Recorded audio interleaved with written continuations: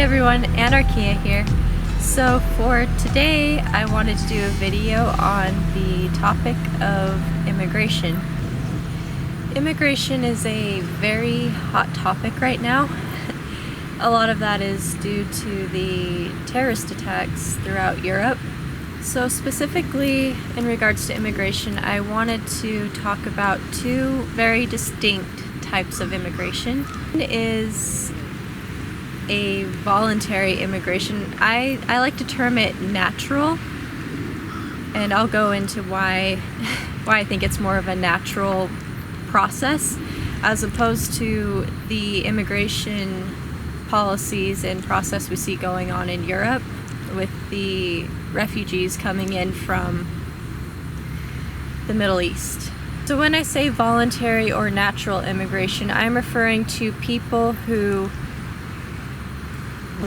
travel to a different country or a different area of the world on their own resources. So people who immigrate to another country because there are opportunities there that were naturally created as opposed to artificial opportunities provided by government.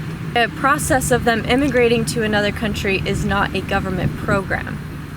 The problem with the latter type of immigration is that it is a government program. So you are forcing other people to pay for the travel and expenses of other people who probably would not have immigrated otherwise.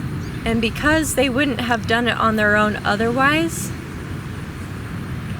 they may not be going to these other countries because they respect the values and the culture of where they're immigrating to. In Europe, they've created an environment to where these certain types of immigrants have special rights. They're exempt from the laws, and I'm not saying all government laws are fair to begin with, but they're exempt and they're treated differently from everyone else. And so they don't have the motive to integrate. So the difference between voluntary immigration and a government program immigration boils down to economic motive.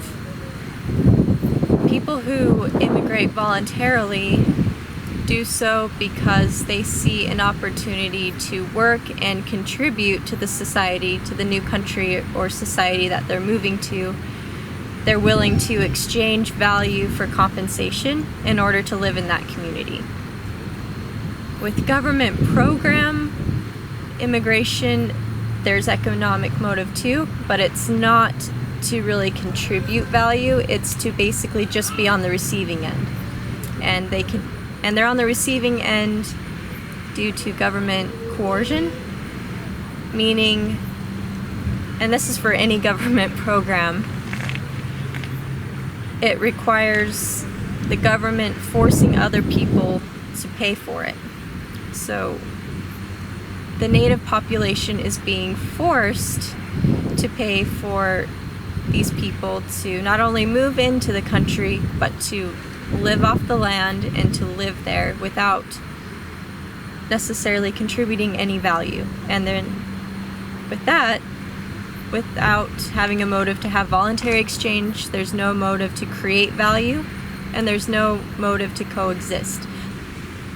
People think that unless there's a government program in place to help refugees, that refugees will not be able to get out of war zones and that people will be victims of the cultures that they live in.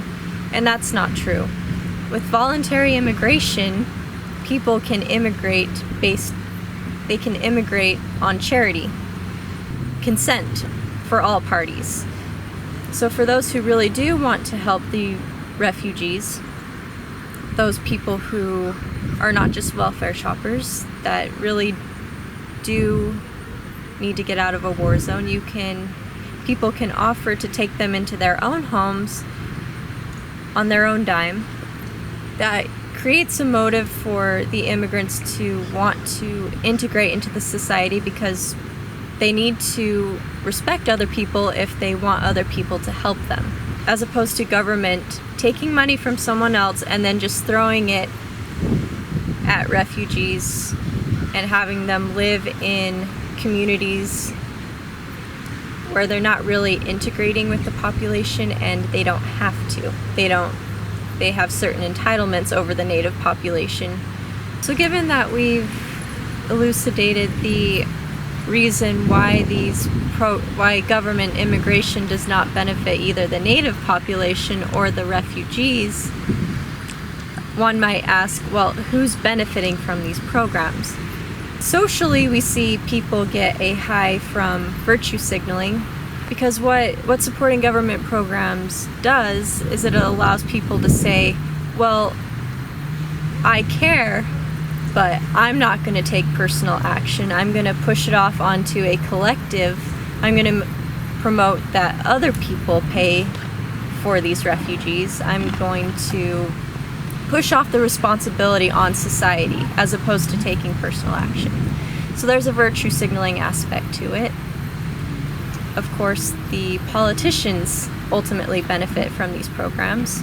The more government programs you have and the more powerful that they are, the more power the politicians have, the more money that's coming in for them to put in their own pockets. And then you might ask, well, how do these politicians sustain this power that they have once the population, the native population, is getting drained and they start discovering that they aren't benefiting from these programs and that their country is falling apart? So when you bring in an immigrant population that is basically getting free stuff from the government, who do you think that population is going to vote for in the upcoming elections? They're going to vote for the politicians that run those programs, that support those programs.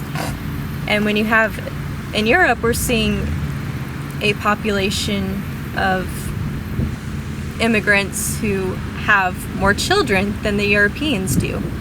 They will keep voting for these programs, and the government will get bigger. It'll keep expanding until it collapses. And the refugees, it kills them too. They don't have the chance to make anything of themselves. It kills their motive to provide value, and it kills the motive for them to want to be liked in that society, because there isn't a mutual exchange of respect. Individuals aren't giving voluntarily, they're being forced by the government. Especially in the liberty movement, there's a divide in the opinions about the necessity for borders. From a true liberty standpoint, one could say, well, people should be allowed to travel voluntarily as they please. The problem is that you can't have open borders when you have a welfare state. Open borders might work if they knew they had to provide value and they knew they had to integrate into that community.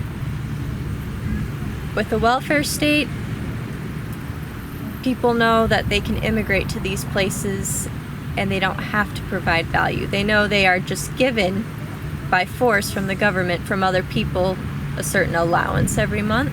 A lot of these refugees in Europe are given cell phones. They're not required to get a job, so there is no motive to integrate. And so what this creates, when you have an open border policy but a welfare state, is it creates chaos, particularly in Europe, where citizens are disarmed and they're not allowed to defend themselves. They have to call for more government protection because you have an immigrant population that does not have motive to integrate, and so they become hostile instead of interacting voluntarily with the native population. So again, the government benefits because they have both the native and the immigrant population that wants government expansion. The native population does it out of fear because the immigrant population, because they're not integrating. And then you have the immigrants who are voting in more welfare, because why not live off of free stuff? We don't have a moral problem with it if you can have someone else bully the native population and give you what you need. This is not a simple issue, and throughout most of this video I've been talking in principle, but I would like to share some of my personal experiences as well. Within this last year, I was able to travel to Germany and Bulgaria. Now, the difference between those two was incredible in regards to, they're both European Union countries, technically. One doesn't implement welfare to the extent that the other does. So we visited Germany. There was an extremely high immigrant population. They were aggressive, they were hostile, they kind of acted like they would walk the streets as if they were a gang, basically. They didn't look like they were working, they would lounge around. They weren't very friendly, and they acted very entitled. In Bulgaria, where they don't give these immigrants that type of welfare, we didn't see that. Anyone that needed help financially, they were trying to sell things on the street. You can watch my previous video about our experiences in Bulgaria, but they didn't act entitled. They did try and provide value in exchange for money. Didn't see that in Germany, and the native population did act like they were intimidated and they were fearful.